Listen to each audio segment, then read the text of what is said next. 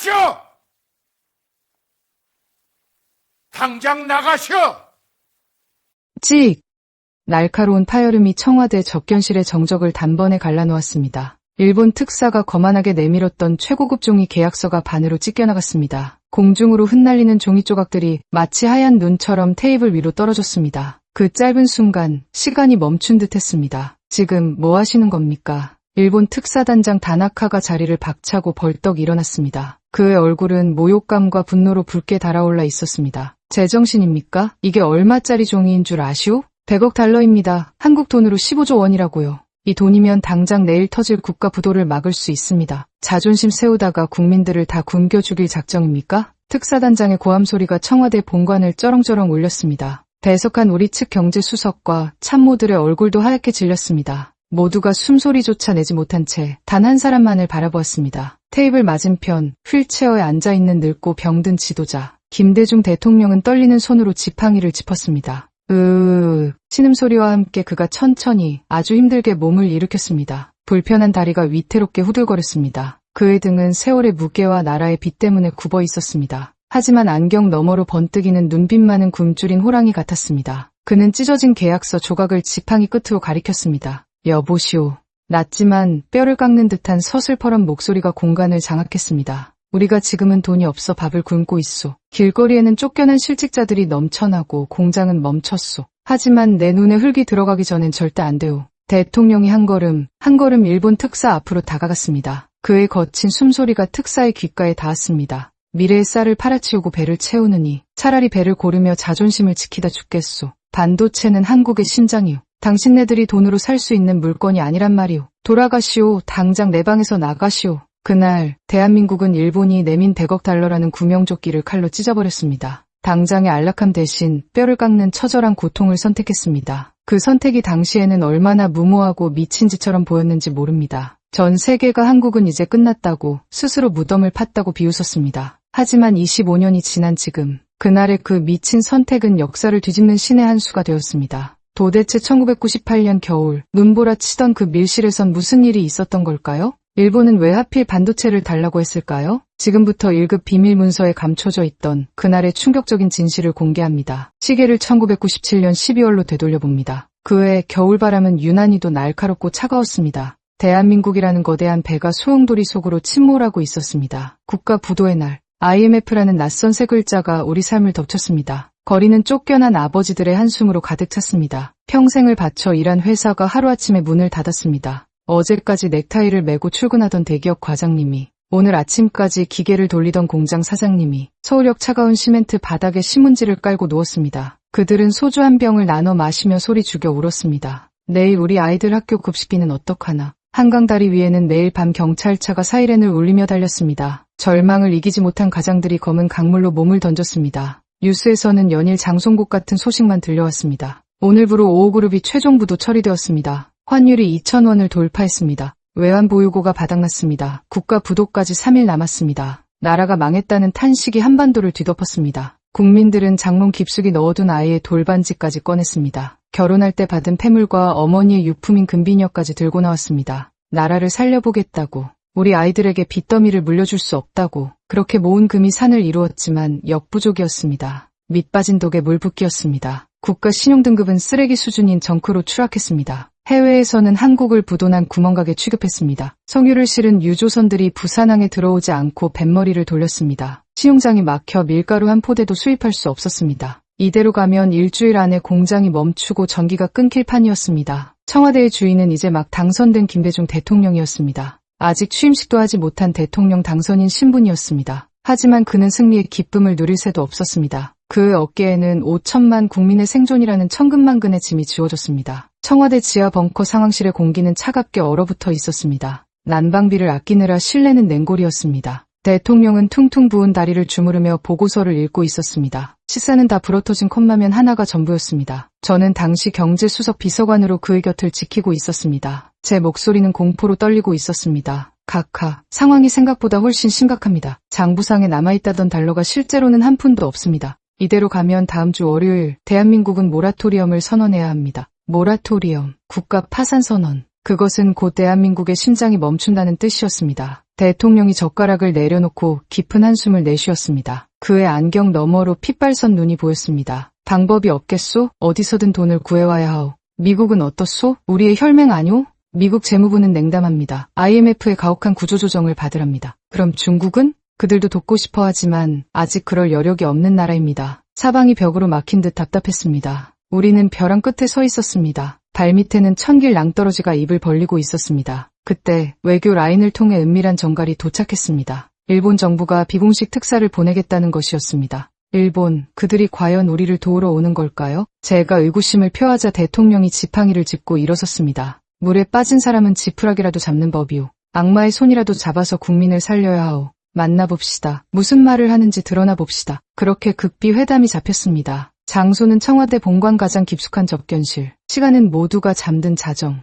눈보라가 몰아치는 칠흑 같은 밤이었습니다. 검은색 리무진 3대가 은밀하게 청와대 정문을 통과했습니다. 헤드라이트 불빛이 눈 내리는 소나무 숲을 비췄습니다. 차문이 열리고 고급 양복을 입은 일본인 5명이 내렸습니다. 그들의 구두는 먼지 하나 없이 반짝거렸습니다. 굶주린 한국인들의 처지와는 너무나 대조적인 모습이었습니다. 특사단장인 다나카는 일본 재무성의 실세였습니다. 그는 차에서 내리자마자 청와대를 훑어보았습니다. 그 눈빛에는 동정심이 아닌 묘한 경멸과 오만함이 서려 있었습니다. 마치 점령군 사령관이 패전국의 진영을 시찰하러 온 듯한 태도였습니다. 접견실의 공기는 무거웠습니다. 김대중 대통령은 휠체어에 앉아 그들을 맞이했습니다. 불편한 다리 때문에 서서 맞이할 수조차 없었습니다. 다나카는 고개만 까딱하며 건방지게 인사를 건넸습니다. 김 대통령 당선 축하드립니다. 그런데 취임하자마자 이런 난리를 겪어서 안타깝군요. 명백히 비꼬는 말투였습니다. 한국어 통역관의 얼굴이 붉어졌지만 그대로 통역했습니다. 김 대통령은 묵묵히 그를 응시했습니다. 그의 표정은 바위처럼 흔들림이 없었습니다. 먼 길 오느라 수고했소. 앉으시오. 본론만 말씀하시오. 일본이 우리를 도울 수 있소?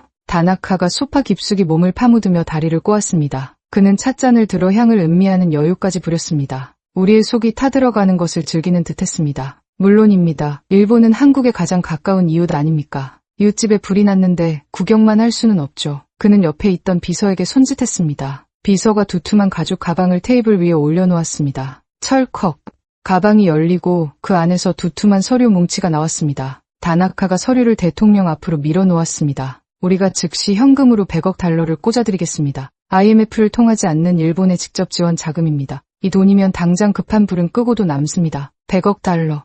당시 환율로 15조 원이 넘는 천문학적인 돈이었습니다. 그 돈이면 내일 당장 부도를 막을 수 있었습니다. 거리의 실직자들에게 빵을 줄 수 있었습니다. 멈춰버린 공장의 기계를 다시 돌릴 수 있었습니다. 저도 모르게 침을 꿀꺽 삼켰습니다. 그것은 지옥에서 내려온 동아줄처럼 보였습니다. 하지만 김 대통령은 서류를 집어들지 않았습니다. 그저 차가운 눈으로 다나카를 바라볼 뿐이었습니다. 그는 본능적으로 느꼈던 것입니다. 이 화려한 제안 뒤에 치명적인 독이 발려있다는 것을. 세상에 공짜 점심은 없다는 냉혹한 진리를. 100억 달러라 큰돈이군요. 하지만 일본이 자선사업가는 아닐 테고. 조건이 뭐요? 원하는 게 뭐요? 대통령의 낮은 목소리가 회담장을 울렸습니다. 다나카가 입꼬리를 비릿하게 올리며 웃었습니다. 그는 몸을 앞으로 숙여 대통령에게 은밀하게 속삭였습니다. 마치 악마가 유혹하듯이. 간단합니다. 대통령 각하. 아주 합리적이고 상식적인 조건이죠. 한국이 가진 것 중에 돈이 될 만한 걸 담보로 주시면 됩니다. 우리가 원하는 건 딱 하나입니다. 그의 입에서 나온 단어는 우리의 상상을 초월하는 것이었습니다. 그것은 대한민국의 심장을 도려내겠다는 선전포고였습니다. 다나카 특사단장의 입에서 나온 말은 차라리 비수였습니다.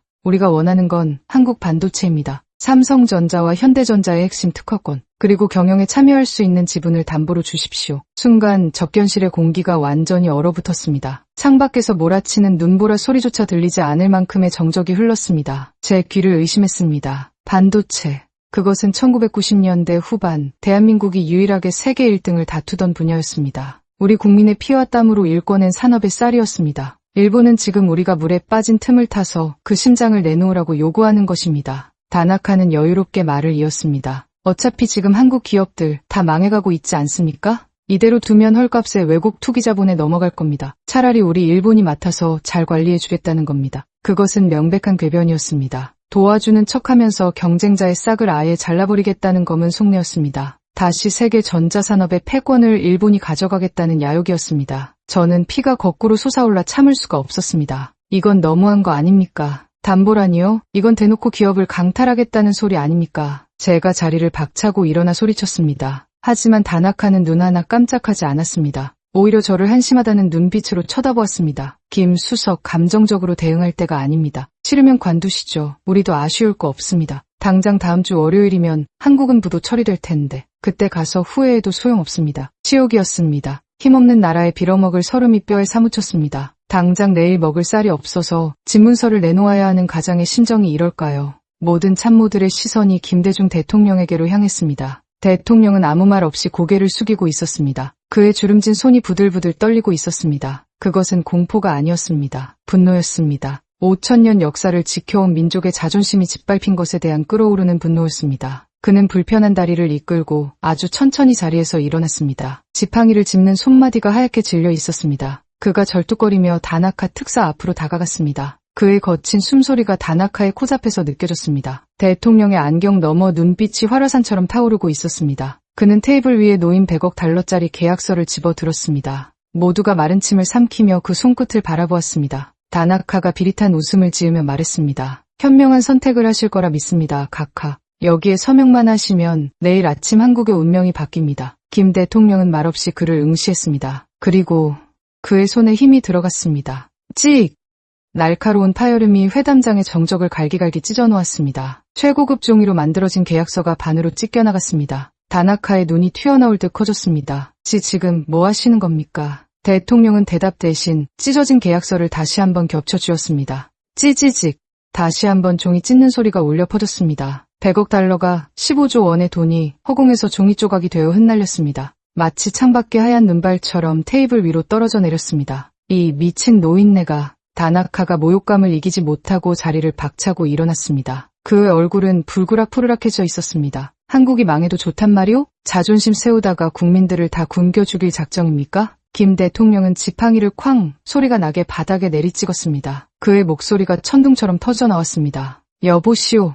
우리가 지금은 돈이 없어 배를 골고 있소. 하지만 내 눈에 흙이 들어가기 전엔 절대 안 돼오. 미래의 쌀을 팔아치우고 배를 채우느니 차라리 굶어 죽더라도 자존심을 지키겠소. 반도체는 한국의 심장이오. 당신네 더러운 돈으로 살 수 있는 물건이 아니란 말이오. 당장 내 방에서 나가시오. 돌아가시오. 대통령의 호통에 일본 특사단은 귀가 질려버렸습니다. 그들은 씩씩거리며 서류 가방을 챙겨 들었습니다. 두고 봅시다. 당신들은 반드시 오늘을 후회하게 될 거요. 한국은 이제 끝났어. 스스로 무덤을 판 거야. 그들은 저주를 퍼부으며 도망치듯 접견실을 빠져나갔습니다. 검은 리무진들이 눈보라 속으로 사라졌습니다. 접견실에는 다시 무거운 정적만이 흘렀습니다. 우리는 그날 악마의 유혹을 뿌리쳤습니다. 가장 배고픈 날, 가장 값비싼 선택을 했습니다. 특사단이 떠난 뒤 대통령은 힘이 풀린 듯 휠체어에 주저앉았습니다. 그의 이마에는 식은땀이 송골송골 맺혀 있었습니다. 저는 떨리는 목소리로 물었습니다. 카카, 이제 어떡합니까? 당장 내일 막을 돈이 없습니다. 정말 나라가 부도날지도 모릅니다. 대통령은 지그시 눈을 감았습니다. 창밖의 눈보라는 더욱 거세지고 있었습니다. 그의 입에서 긴 한숨이 새어나왔습니다. 이제 진짜 전쟁이 시작된 거요, 강수석.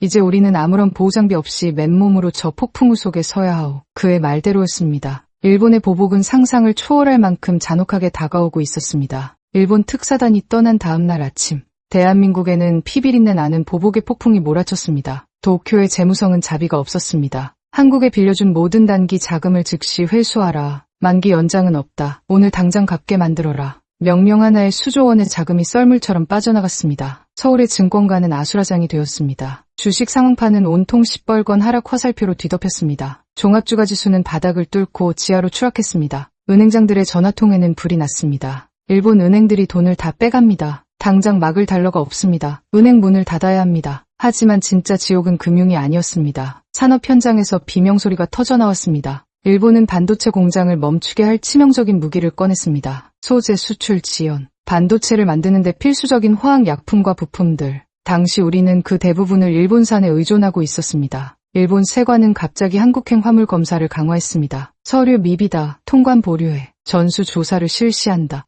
부산항에 도착해야 할 원자재들이 일본 항구에 발이 묶였습니다. 기흥과 이천의 반도체 공장에는 비상이 걸렸습니다. 공장장님, 포토레지스트 재고가 3일치밖에 없습니다. 이거 끊기면 라인 다 섭니다. 웨이퍼 다 버려야 합니다. 공장이 멈춘다는 건 회사가 죽는다는 뜻이었습니다. 수천억 원짜리 기계가 고철 덩어리가 될 판이었습니다. 반도체 기업 총수들이 다시 청와대로 달려왔습니다. 불과 며칠 전보다 훨씬 수척해진 모습이었습니다. 그들은 대통령 앞에서 무릎을 꿇었습니다. 카카, 제발 살려주십시오. 일본에 가서 사과라도 해야 합니다. 이대로면 삼성이고 현대고 다 망합니다. 자존심이 밥 먹여줍니까? 일단 살고 봐야죠. 청와대 참모들조차 대통령을 원망하는 눈빛이었습니다. 그때 100억 달러를 받았어야 했습니다. 카카의 고집 때문에 나라가 거덜나게 생겼습니다. 김대중 대통령은 사면 초가에 빠졌습니다. 밖으로는 일본의 잔인한 보복, 안으로는 기업들의 곡소리와 원망. 그는 지팡이를 짚고 홀로 청와대 뒷산을 올랐습니다. 살을 내는 겨울바람이 그의 굽은 등을 때렸습니다. 그는 북한산 자락을 바라보며 피눈물을 삼켰습니다.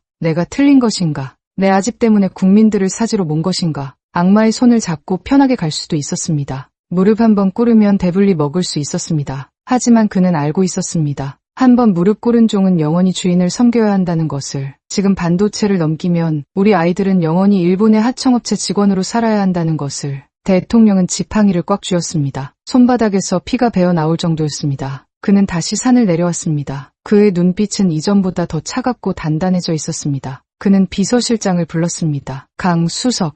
네, 각하. 일본 놈들이 자금줄을 끊고 목을 조르는군. 네, 숨이 넘어갈 지경입니다. 좋소. 이왕 이렇게 된 거 끝까지 가봅시다. 죽기 아니면 까무러치기지. 내일 아침 반도체 3사 총수들을 다시 부르시오. 그리고 한국은행 총재도 부르시오. 각하? 뭘 하시려고요? 대통령의 입에서 나온 말은 미친 소리 같았습니다. 우리가 가진 마지막 달러를 털어서 공장에 쏟아부을 거요. 망해가는 공장에 산소호흡기를 다는 게 아니라 아예 엔진을 갈아 끼울 거요. 일본이 보복하면 우리는 도박으로 맞선다. 그것은 대한민국 역사상 가장 위험한 올인 선언이었습니다. 나라의 곳간을 털어 확률 1%의 싸움에 모든 것을 거는 미친 짓. 하지만 그것만이 살 길이었습니다. 다음 날 아침 청와대 지하 벙커. 반도체 3사 총수들과 경제 관료들이 모였습니다. 분위기는 장례식장 같았습니다. 다들 일본의 보복으로 초주검이 된 상태였습니다. 대통령이 지팡이를 짚고 들어왔습니다. 그의 얼굴은 밤새 한숨도 못 잔 듯 푸석했습니다. 하지만 눈빛만은 형형하게 빛나고 있었습니다. 그는 자리에 앉지도 않고 칠판 앞으로 걸어갔습니다. 그리고 백목으로 글씨를 썼습니다. 끼익. 칠판 긁는 소리가 소름 끼치게 울렸습니다. 그가 쓴 글자는 단 3글자였습니다. 추격차. 총수들이 어리둥절한 표정으로 서로를 쳐다보았습니다. 당장 내일 부도를 막아야 할 판국에 격차를 벌리라니요. 대통령이 입을 열었습니다. 여러분, 일본이 우리를 왜 죽이려 드는지 아시오? 우리가 무서워서 그러는 거요. 지금 반도체 기술이 비슷비슷하니까 싹을 자르려는 거란 말이오. 그는 지팡이로 칠판을 쾅 찍었습니다. 지금 일본 놈들은 63메가 디램에 목숨 걸고 있소. 서로 가격 깎아먹기나 하면서 제 살을 파먹고 있지. 우리는 이 진흙탕 싸움에서 빠져나와야 하오. 한 총수가 조심스럽게 물었습니다. 카카, 어떻게 빠져나갑니까? 돈도 기술도 없는데. 대통령의 목소리가 커졌습니다. 점프를 하시오. 아예 차원이 다른 곳으로. 일본이 64메가 만들 때 우리는 256메가를 만듭시다. 그들이 따라올 엄두도 못 낼 기술을 만들어버립시다. 회의장이 술렁거렸습니다. 256메가 디램. 당시로서는 상상 속에서나 존재하는 꿈의 기술이었습니다. 일본도 미국도 연구 단계에서 포기한 난공불락의 요새. 경제부총리가 얼굴이 하얗게 질려 만류했습니다. 카카, 그건 불가능합니다. 연구 개발비만 수조 원이 듭니다. 지금 나라 곳간이 비었습니다. IMF가 알면 난리가 납니다. 대통령이 버럭 소리를 질렀습니다. 나라가 망하게 생겼는데 IMF 눈치가 보입니까? 한국은행 총재, 구석에 앉아있던 총재가 벌떡 일어났습니다. 예, 카카, 지금 당장 금고에 남은 마지막 달러를 다 긁어 모으시오. 그리고 반도체 기업들의 무제한으로 빌려주시오. 뭐가 부족하다고 하면 나라 팔아서라도 대주시오. 그것은 대한민국 역사상 가장 위험한 명령이었습니다. 국가의 마지막 생명줄을 담보로 건 미친 도박. 총수들의 눈빛이 흔들렸습니다. 두려움과 동시에 가슴 깊은 곳에서 뜨거운 무언가가 올라왔습니다. 대통령이 그들의 눈을 하나하나 마주보며 말했습니다. 여러분이 망하면 나도 망하고 대한민국도 망하오. 이건 기업과 기업의 경쟁이 아니오. 국가와 국가의 총력전이오. 내가 책임지겠소. 가서 일본 놈들 코를 납작하게 만들어 주시오. 그날 청와대 벙커에서 결사항전의 맹세가 이루어졌습니다. 총수들은 회사로 돌아가 비상경영을 선포했습니다. 지금부터 모든 자원은 연구 개발에 쏟아붓는다. 다른 건 다 팔아도 연구소는 지킨다. 구조조정의 칼바람 속에서도 반도체 연구원들은 살아남았습니다. 아니, 오히려 더 지독한 전장으로 내몰렸습니다. 기흥과 이천의 반도체 연구소 불빛은 24시간 꺼지지 않았습니다. 그것은 단순한 야근이 아니었습니다. 나라의 운명을 건 처절한 전투였습니다. 1998년 겨울, 경기도 기흥과 이천의 반도체 단지. 밤이 깊었지만 연구동의 불빛은 꺼지지 않았습니다. 마치 칠흑 같은 바다에 떠있는 외로운 등대 같았습니다. 그곳은 연구소가 아니라 전쟁터의 최전방 참호였습니다. 연구원들은 스스로를 감옥에 가두었습니다. 연구소 출입문에는 쇠사슬이 감겼습니다. 256메가 디램 개발 전까지 살아서 나가지 않는다. 비장한 각오가 적힌 플래카드가 복도마다 나부꼈습니다. 그들은 집으로 돌아가는 길을 잊었습니다. 아내의 얼굴도 아이들의 웃음소리도 기억 속에서 희미해졌습니다. 책상 밑에는 라꾸라꾸 침대와 냄새나는 침낭이 깔렸습니다. 쪽잠을 자다가 벌떡 일어나 다시 현미경을 들여다보았습니다. 시사는 오직 컵라면과 삼각김밥뿐이었습니다. 쓰레기통에는 다 먹은 컵라면 용기가 산처럼 쌓여 악취를 풍겼습니다. 하지만 누구도 불평하지 않았습니다. 아니, 불평할 힘조차 아껴서 설계도에 쏟아야 했습니다. 당시 우리가 도전한 기술은 신의 영역이라 불렸습니다. 머리카락 굵기의 수천 분의 1, 눈에 보이지도 않는 미세한 회로 2억 5천만 개를 손톱만한 칩에 심어야 했습니다. 일본은 비웃었습니다. 한국 놈들이 드디어 미쳤구나. 기초과학도 없는 주제에 무슨 256메가냐. 모래성 사타가 제풀에 지쳐 쓰러질 것이다. 실제로 우리는 매일 실패했습니다. 설계도는 번번이 찢겨나갔고 시제품은 작동하지 않았습니다. 회로가 타버리고 웨이퍼는 불량이 났습니다. 그럴 때마다 연구소장님은 옥상에 올라가 담배를 피웠습니다. 그의 흰머리는 하루가 다르게 늘어갔습니다. 어느 날 새벽 한 연구원이 비명을 지르며 쓰러졌습니다. 김 과장 정신 차려. 과로로 인한 쇼크였습니다. 코에서 붉은 피가 주르륵 흘러내려 하얀 가운을 적셨습니다. 구급차 사이렌 소리가 연구소의 정적을 깼습니다. 들것에 실려가면서도 그는 헛소리를 중얼거렸습니다. 회로 선폭을 줄여야 해. 저거 다 못 끝냈는데. 동료들은 눈물을 훔치며 다시 모니터 앞에 앉았습니다. 여기서 멈추면 김 과장의 희생이 헛되게 됩니다. 여기서 포기하면 대한민국은 영원히 일본의 노예가 됩니다. 한 연구원은 아내의 출산 소식을 듣고도 가지 못했습니다. 전화기 너머로 들리는 아기 울음소리를 들으며 실험실 구석에서 소리 죽여 울었습니다. 미안해, 아빠가 나쁜 놈이야. 하지만 아빠가 이 나라를 지켜야 내가 살아. 그들은 애국자라는 거창한 이름을 원한 게 아니었습니다. 그저 내 가족, 내 아이가 굶지 않는 세상을 만들고 싶었을 뿐입니다. 일본에게 무시당하지 않는 나라를 물려주고 싶었을 뿐입니다. 그 절박함이 그들을 초인으로 만들었습니다. 인간의 한계를 뛰어넘게 만들었습니다. 우리의 기술은 더 이상 이론이 아니었습니다. 피와 땀, 그리고 눈물로 빚어낸 결정체였습니다. 그리고 마침내 길고 길었던 겨울이 지나고 기적의 봄이 다가오고 있었습니다. 어둠 속에서 작은 불꽃 하나가 튀기 시작했습니다. 1999년의 봄 기운이 아스라이 느껴지던 어느 새벽, 경기도 기흥반도체 연구소의 공기는 팽팽하게 당겨진 헐시 같았습니다. 마지막 시제품 테스트가 있는 날이었습니다. 지난 수개월간 수천 번의 실패를 거듭한 끝에 나온 최종 샘플이었습니다. 연구원들은 숨소리조차 내지 못했습니다. 모두가 충혈된 눈으로 메인 모니터만을 뚫어져라 쳐다보았습니다. 전압 주입합니다. 팀장의 떨리는 목소리가 정막을 깼습니다. 윙.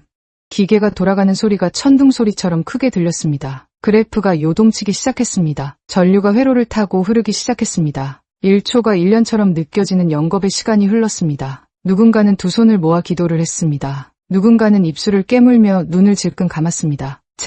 제발 이번만은. 그때였습니다. 모니터 화면에 선명한 초록색 글씨가 떴습니다. PASS 256M DRAM Normal Operation. 순간 연구실에는 아무 소리도 들리지 않았습니다. 다들 자신의 눈을 의심했습니다. 꿈이 아닐까, 헛것을 본 게 아닐까. 팀장이 떨리는 손으로 모니터를 어루만졌습니다. 그리고 짐승처럼 포효했습니다.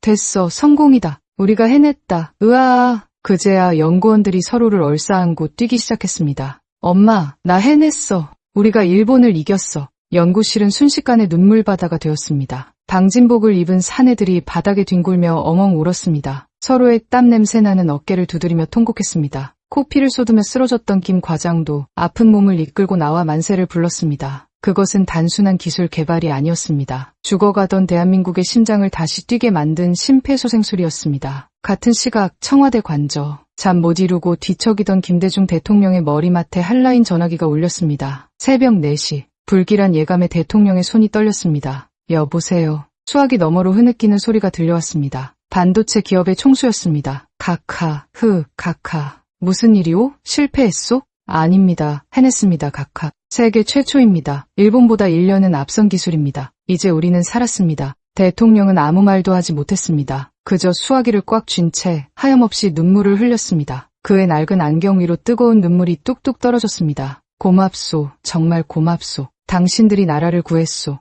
내 이 은혜는 죽어서도 잊지 않겠소. 그는 불편한 다리를 이끌고 창가로 다가갔습니다. 동쪽 하늘에서 붉은 해가 떠오르고 있었습니다. 마치 대한민국의 새로운 시작을 알리는 서광 같았습니다. 다음 날 아침 전 세계 언론에 긴급 뉴스가 타전되었습니다. 속보 한국, 세계 최초 256메가 디램 개발 성공 충격 일본 기술력, 한국의 추월당하다 기적 부도 위기의 한국, 반도체로 부활하다 도쿄의 재무성과 반도체 기업들은 발칵 뒤집혔습니다. 말도 안 돼. 이건 사기다. 한국 놈들이 그 기술을 가질 리가 없다. 그들은 현실을 부정하며 고함을 질렀습니다. 하지만 시장은 냉정했습니다. 전 세계의 주문이 한국으로 쇄도하기 시작했습니다. 일본산 반도체 주문 취소 전화가 빗발쳤습니다. 일본 제품은 구형입니다. 한국 신제품으로 보내주세요. 죄송하지만 일본과는 거래를 끊겠습니다. 우리가 쏘아 올린 기적의 신호탄이 일본 제국의 심장을 정통으로 꿰뚫은 것입니다. 이제 남은 건 오만했던 그들을 처절하게 무너뜨리는 일뿐이었습니다. 역전의 드라마는 이제 막 시작되었습니다. 대한민국의 기술 개발 성공 소식은 일본 열도를 충격에 빠뜨렸습니다.